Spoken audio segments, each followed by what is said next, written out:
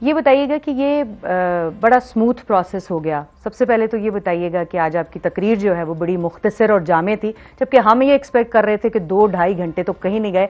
आज वो जो चार्जशीट आपके ऊपर लगाई गई है, सारी जवाब देंगे आप उसका। देखिए, गुजारिश ये है कि जो चार्जशीट थी उसका जवाब तो मैंने जो नामजद कायदे ईवान था उनका इस्तीफा ईवान में बढ़ के दे दिया। अब जिन दोस्तों ने वो लिखी, जब मैंने पीछे मुड़ के देखा तो वो सारे किसी और तरफ देखने लग पड़े। मेरे कुलीग हैं, मेरे अजीज हैं, और जो मुहर्रिक थे जिन्होंने पढ़ी उन्होंने बावाज़े बुलंद कहा कि कुछ तो लिखना था ना। तो आईनी तकाजा था, बेहतर तरीके से भी लिखी जा सकती थी। उन सबको यकीन है कि जो उन्होंने लिखा है उसका दूर से भी मेरे फरिश्तों को भी ना वो चीज़ मुझ पर साबित हो सकती है, ना फिक्र इंतशार। बयानिया मेरा सारा आज़ाद कश्मीर जानता है। आईनी ढांचे की हिफाजत मैंने अपने खून से बढ़ के की है, तो वो चलो that was part of that motion, it is sudden done. उसको मैंने रिस्पॉन्ड कर दिया था मीडिया में। आइंदा आने वाले दिनों में मैंने तो बल्कि ये दावत भी दी थी कि अगर कोई मेरी बात को आप कोई जवाब शिकवा अंदाज में बात करना चाहें तो मैं हाजिर हूँ किसी भी टीवी टॉक शो पे। फैसल मुमताज़ राठौर जो हैं वो वज़ीर आज़म आज़ाद कश्मीर बन गए हैं और 6 महीने मैक्सिमम उनके पास होंगे जिसमें वो अपना जो है वो जिम्मेदारियां अदा करने की कोशिश करेंगे। बड़ा चैलेंज है उनके लिए भी। तो आपको लगता है कि जिस नहज पे आज आप कश्मीर की हुकूमत, आज़ाद जम्मू कश्मीर की हुकूमत छोड़ के जा रहे हैं, उस नहज से आगे जो है वो 6 महीने में कुछ कर पाएंगे? देखिए, गुजारिश ये है कि ये खुशकिस्मत वज़ीर आज़म होगा कि इनको भरा हुआ खजाना, कानून और आइन को पूरी तरह समझने वाली ब्यूरोक्रेसी, रूल ऑफ लॉ जिस हद तक मुमकिन था एनफोर्स्ड, एक ऐसा हुकूमती निज़ाम इनको विरसे में मिला है जिसमें ना कोई डेफिसिट है, ना कोई बुहरान है। इंतज़ामी तौर पर तमीर व तरक्की का पहिया पूरी रफ्तार से जारी है। एक्शन कमेटीज़ के इश्यूज ऑलरेडी एड्रेस्ड हैं। ठीक है। तो अब अगर ये अपनी तवानाइयों को इस्तेमाल करके आज़ाद कश्मीर के अवाम की खिदमत करना चाहें तो स्काई इज़ द लिमिट। आपने कहा भरा हुआ खजाना, आपके ऊपर एक ये जो है एतराज़ किया गया है, इल्ज़ाम लगाया जा रहा है कि उस खजाने को अगर अवाम की फलाह पे और उन तमाम जो अरकाने असम्बली हैं, वज़रा हैं, उनको अगर आप देते, वो अपने हलकों में इस्तेमाल करते, तो ये बार बार भरा हुआ ख़जाना के बजाय एक फलाही कामों के लिए इस्तेमाल होने वाले फंड्स का आप हवाला दे रहे हो। बड़ा खूबसूरत सवाल है आपका। देखिए, अवाम की फलाह के लिए तो जितना ख़जाना इस्तेमाल होना चाहिए, उसकी मिसाल मैं आपको ये दे देता हूँ कि हमारा जो एनुअल डेवलपमेंट प्रोग्राम है, जो तरक्याती बजट है जिसका बराह रास्त अवाम से ताल्लुक है, जिसमें सोशल सेक्टर इंफ्रास्ट्रक्चर होता है, school, colleges, roads, local government के मंसूबे जो बुनियादी तौर पर एक आम शहरी की ज़िंदगी से बराह रास्त उसको मुतासर करते हैं। वो जो हमारा ADP का प्रोग्राम है, जो हमारा बजट है, वो फेडरल ग्रांट की सूरत में आता है और 4 किस्तों में आता है। 3 माह पहले जुलाई, अगस्त, सितंबर, फिर दूसरी किस्त अक्टूबर, नवंबर, दिसंबर, तीसरी किस्त जनवरी, फरवरी, मार्च और चौथी किस्त अप्रैल, मई, जून। तो जो पहले 2 क्वार्टर की किस्त थी 9 अरब, वो और 3 अरब जो मैंने पिछले साल की सेविंग की थी, वो 12 अरब रुपया तो जो खर्च होना था कब 31 दिसंबर को, तमाम तर बुरान, अफरा तफरी, इंतशार, ये जो आपने जलाओ गिराओ पीछे देखा, इस सब के दौरान भी अल्लाह के फजल व करम से वो जो रकम 31 दिसंबर तक खर्च होनी थी, वो 1 हफ्ता पहले यानी ऑलमोस्ट नवंबर के पहले हफ्ते में वो खर्च हो चुकी है मैच्योर लायबिलिटीज़ पे। तो काम की रफ्तार तो अल्हम्दुलिल्लाह ये है। दूसरा जो आपका सवाल का पहलू है कि अरकान असेंबली को नहीं नवाजा जा सका, तो ये मेरा मैन्युफैक्चरिंग फॉल्ट है। उनको उस हद तक तो जो उनको आईनी तहफ़्फ़ुज़ था, उस हद तक जो उनकी स्कीम्स थी, जो उनका जो प्रोग्रेटिव था डेवलपमेंट का, वो तो उस पर पूरी तरह वो स्टेक होल्डर्स रहे, क्योंकि कबीना का हिस्सा थे और आज भी हैं। ठीक है। लेकिन अगर कोई ज़ाती तौर पर या कॉन्स्टिट्यूशनल डोमेन से बाहर निकल के अगर आप कहेंगे नहीं नवाजा गया, तो वो मेरे होते हुए ऐसा मुमकिन नहीं था। देखिए, आपने अपनी जिम्मेदारियां जो है वो तकरीबन 2.25 साल जो हैं अदा की हैं। लेकिन जब आप के जाने का वक्त था तो तहरीक अदम एतमाद में जो ज़बान इस्तेमाल की गई उसको बहुत तनकीद का निशाना बनाया जा रहा है। आपने ख़ुद भी उसका जिक्र किया, उसमें लिखा गया कि आपका जो तर्ज़ हुक्मरानी, सियासी बयानिया और इंतशारी तर्ज़ अमल था उसने आइनी, नज़रियाती और जमहूरी ढांचे को नुकसान पहुँचाया। तो ये अल्फाज ऐसे हैं कि जो चलती फिरती चार्जशीट हैं। इंतशारी तर्ज़ अमल मतलब ये किस किस्म की जो है वो, तो इसको अगर आप सीरियसली मेरा रिस्पांस चाहती हैं तो वो ये है कि जितना भी इंतशारी तर्ज अमल या ये जो भी चार्जशीट है, ये पिछले 2 साल और 7 माह तकरीबन रात के अंधेरे में तो नहीं बनी ना। और मैं किसी मलूकियत का सरबराह तो नहीं था या डिक्टेटर तो नहीं था जी। मैं एक जमहूरी प्रोसेस से मुंतखब होने वाला प्राइम मिनिस्टर था, जिसकी पूरी कैबिनेट जो आज ऐवान के अंदर बैठी हुई है। और अगर 500 रुपए से लेकर 50 करोड़ तक हर चीज पर कैबिनेट के दस्तखत हैं, तो फिर मैं अकेला इस इंतशारी तर्ज अमल का जिम्मेदार कैसे हो सकता हूं? ठीक है। और इन जो जिसने ये लिखा है, अगर वो मान जाए कि ये मैंने लिखा है या मेरी पैदावार है, तो फिर मैं उसको सामने बिठा के पूछूंगा, बेटा ये तुमने लफ्ज इजाद कहां से किया? ये इंतशारी तर्ज अमल का मतलब पता है कि इंतशारी तर्ज आपको अमल पता भी है कि किसने लिखा है? और आप ये कह रहे हैं इसने नहीं लिखा, तो हमें भी बता दें किसने मुझे शक है कि एक दो की वारदात वो नस्तलीक उर्दू लिखने की ख्वाहिश रखते हैं, लेकिन ये नहीं उन्हें समझ आई कि लिखा क्या है। देखिए, इंतशार जो है वो कौन फैलाता है? Anti state elements. स्टेट अपने खिलाफ खुद इंतशार फैलाती है। तो चार्जशीट तो अक्ल से लिखनी चाहिए ना। ये इंतशार का जो वर्ड है, ये जलाओ घिराव से रिलेटेड है, लॉ एंड ऑर्डर सिचुएशन से रिलेटेड है, टेररिस्ट एक्टिविटी से रिलेटेड है, बैंकरप्सी से रिलेटेड है। क्या देखा आपने इस हुकूमत में? अब जो आपने आईनी ढांचे की बात की, इस आईनी ढांचे का दफा करते करते तो मेरे जो घुटने हैं वो भी जवाब दे गए हैं। कभी आपने सोचा कि ये जो सियासी करबला मैंने अपने लिए सजाई, इसकी ख्वाहिश भी मैंने की, इसका आर्किटेक्ट भी मैं हूं। अगर मैं ये तोड़ देता असेंबली तो अगर तोड़ देते, ये आपने वैसे असेंबली में भी बात की, तो आपने ये कहा तो कि अगर मैं तोड़ देता तो उसमें कोई आईनी लैकुना था? नहीं, अगर मैं तोड़ देता तो फिर तो मैं आज प्राइम मिनिस्टर होता ना, और अगला इलेक्शन भी मैं कराता। 90 डेज तक मैंने प्राइम मिनिस्टर जाना था। ये मेरी जिंदगी की और इस पूरी आजाद कश्मीर की पार्लिमानी तारीख की वायद अदम एतमाद है, जो पहले आ रही थी ऊंट पे, फिर आगे आगे पैदल हो गई। और मैं वो तरले करता रहा कि यार बर वक्त पहुंचाओ, और इसका मंतकी इंजाम सारे मिलकर बैठ के देखें।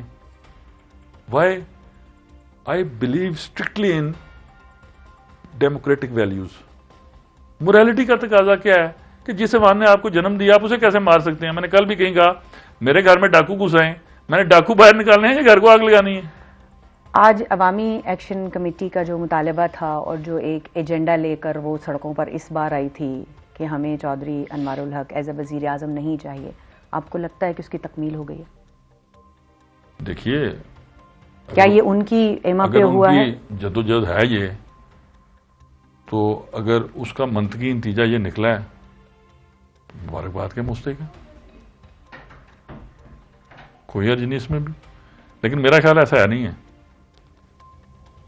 लेकिन वो उसके क्रेडिट ले सकते हैं इनडायरेक्टली। अच्छा, उनके जो मुतालबात थे और जिसके ऊपर हमारी पहले भी बहुत दफ़ा बात हुई, मुहाजिरीन की नशिस्तों वाला एक मामला था जिसके ऊपर अभी तक जो है वो एक कॉन्फ्लिक्ट जो है वो मौजूद रहा। और अब असम्बली में हम देख रहे हैं कि वही मुहाजिरीन जो है वो फैसल राठौर साहब को वोट देंगे, दिया उन्होंने वोट, और वही फैसल राठौर साहब जो है वो वज़ीर आज़म बनते हैं। और फिर उन मुहाजिरीन की नशिस्तों का क्या मुस्तकबिल होता है? क्या उस मुआहदे में कुछ ऐसा नहीं है कि मुहाजिरीन की नशिस्तें ख़त्म होनी चाहिए? देखिए, जो वो गुफ्तगू शौकत साहब फरमा रहे हैं उसके मुताबिक तो फिर वो जो मुआहदे में लिखा हुआ है वो तो कुछ और है, और जो वो कह रहे हैं वो कुछ और है। ये क्या डिफरेंस? लेकिन वो तो फरमा रहे हैं ना जी कि हमने जो मुज़ाकराती अमल में तय किया था, पता नहीं वो किससे तय किया था उन्होंने, यही फैसल राठौर साहब और जो हुकूमती कमेटी, वफाकी कमेटी थी उनसे। देखिए, मेरी अर्ज़ सुने, हुकूमती जो वफाकी हुकूमती कमेटी थी वो तो मीडिएटर और ग्रंटर के तौर पर आए थे ना जी। तय तो जो किया वो मैंने एज अ प्राइम मिनिस्टर, मेरे कैबिनेट मिनिस्टर्स ने किया ना। और जब मुझे ये कहा गया कि जी ये सीटें ख़त्म कर देते हैं, तो I said no, I will submit my resignation over my dead body. ये तुमने जो बार मजमा इकट्ठा किया हुआ, ये फिर बैठा रहे अगले 7-8 दिन, नया वज़ीर आज़म मुंतखब करोगे तो कोई कबीना का रुकन बनेगा तो दस्तखत करे ना। मेरे होते होते ये दस्तखत नहीं हो सकते हैं। तो अल्हम्दुलिल्लाह मैंने तो जो कहा वो अपनी ज़ात की कुर्बानी दे के आज पूरी बैनुल-अक़वामी दुनिया में और आज़ाद कश्मीर में, पाकिस्तान में सबने देखा ना कि माजरीन की नशिस्तें मौजूद हैं तो प्राइम मिनिस्टर के खिलाफ वोट डाल रहे हैं ना। स्टेटस क्या है, क्या वो रहेंगी नहीं रहेंगी, मुआहिदा क्या है और फिर अमल दरामद कौन करेगा? देखिए मोहतरमा, आज तो वो हैं, डंके की चोट पर रही हैं, अपने खिलाफ वोट डलवा के आ रहा हूं, तो वो है ना जी। मेरा मौक़िफ़ तो 100% जीता। अब कल ना रह सकें या जिन मुहाजिरीन ने वोट दिया है हमारे दोस्तों को, वो उनकी अगर वो निगहबानी ना कर पाए जी, तो फिर इन दोनों का लाभ है। फैसल मुमताज़ राठौर एक नया वज़ीर आज़म जिसने अगले 6 महीने तकरीबन हुकूमत करनी है आज़ाद कश्मीर के ऊपर, उनको कौन से बड़े चैलेंजेस हैं जिनका सामना होगा, और आप जिन्होंने इन्स एंड आउट्स आज़ाद कश्मीर हुकूमत के जो है जिनसे वाकिफ़ हैं, उनको क्या मशवरा देना चाहेंगे, किस तौर से वो अपना जो है इन चैलेंजेस का सामना कर सकते हैं? क्योंकि अवामी एक्शन कमेटी तो उनके सामने भी आएगी यकीनी तौर पर। जो तो आपके सवाल का दूसरा हिस्सा उसको मैं पहले रिस्पॉन्स कर देता हूँ, रिस्पॉन्ड कर देता हूँ कि ये जो है ना मुफ्त मशवरा वो बायसे हलाकत होता है, वो तो मैंने कभी किसी को नहीं दिया। मांगेंगे तो अजीज है, छोटे भाइयों की तरह जरूर देंगे। जहाँ तक चैलेंजेस का इशू है, चैलेंजेस तो हैं, एक तो उनकी पार्टी के अंदर चैलेंजेस हैं, ठीक है। फिर इस दफ़ा मैं समझता हूँ कि अमूमी तौर पर एक गैर जमहूरी अमल अभी आप देखेंगे आइंदा 72-48 घंटों में कि आज सारी मुस्लिम लीग नून वोट दे रही है, फैसल मुमताज़ राठौर को प्राइम मिनिस्टर बना रही है जी, और कल इन्हीं में से कोई शख्स अगर लीडर ऑफ द अपोजिशन बन जाए, इसका तो कोई फिर जस्टिफिकेशन दी नहीं जा सकती कि आप एक दिन में आप हुकूमत का हिस्सा है, हुकूमत तश्कील दे रहे हैं और 12-14 घंटे बाद या 24 घंटे के बाद आप कहते हैं नहीं अब हमने अपोजिशन में भी अपोजिशन लीडर बनना है। ठीक है।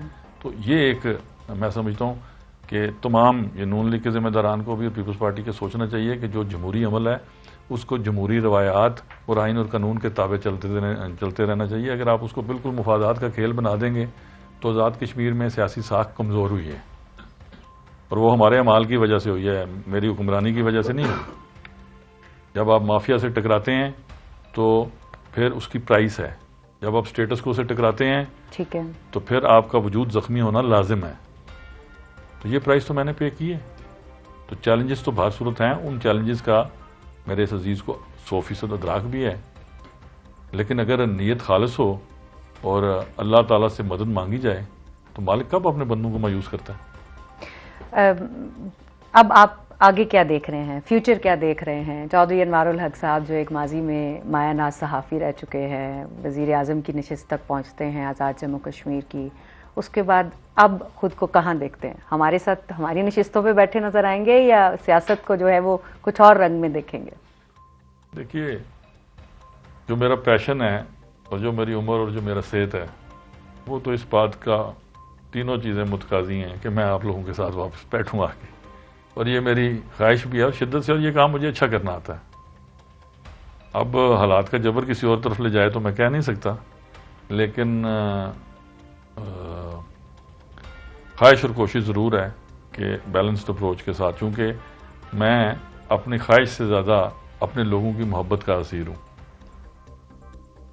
मैं उन्हें तनहा छोड़ नहीं सकता जब तक ये सांस का रिश्ता। उन्होंने तो सबने आपको तनहा छोड़ दिया, 4 लोग आपके साथ हैं। नहीं, देखिए मेरा इशारा अपने राय दंदगान अपने हल्का इंतखाब भिंबर की आवाम की जी, वो तो यकीनन चाहेंगे, आपने पहले भी जिक्र किया था। जीने मरने में मेरे सियासी फैसलों में पार्टी एफिलिएशन से बालातर होके पिछले 60 साल मेरे वालिद के साथ रहे और तकरीबन अब 66 साल उन्होंने सियासी सफ़र में गुजार दिए और 36 साल मुझे हो गए हैं। तो ये 100 साल के करीब जो लेगेसी है ये तो मुझे उनके साथ जब तक मैं कब्र में दफन नहीं होता ये रहेगी। अब इसको और मैंने अपनी सहाफ़ती जिम्मेदारियों को अगर मैंने अदा करने का फैसला किया, कैसे बैलेंस आउट करना है, it is a big question. और ये जो लाइटर सा आपने नोट किया कि आप लोग 4 लोग रह गए, जी नहीं, हम 4 नहीं हैं, इस वक्त हम 8 हैं जी। और जब मैं आया था अकेला था और मैंने अपने और हाईएस्ट आपने अपने साथ जो लोग मिलाए। आपको एक बात और कहना चाहता हूँ कि आप मौजूद हैं। आज़ाद कश्मीर की 77 साल हिस्ट्री में पहली दफ़ा आज़ाद जम्मू कश्मीर में ख़वातीन अरकान असम्बली ने पूरी जुर्रत पमर्दी और इस्तकामत के साथ अदम एतमाद को फेस किया प्राइम मिनिस्टर के साथ। इसी कमरे में मेरे बुजुर्ग मोहतरम मौजूद हैं, सरदार मीर अकबर खान, चलती फिरती पॉलिटिकल हिस्ट्री है।